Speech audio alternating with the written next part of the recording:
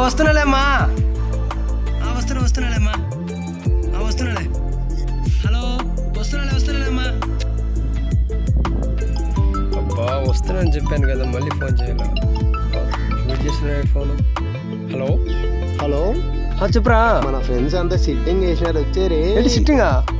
ఈరోజు నా చెల్లి పడతాడు, ఈరోజు నీతా చెప్తే వినరే. అక్కడికి వెళ్ళి చెప్దాం.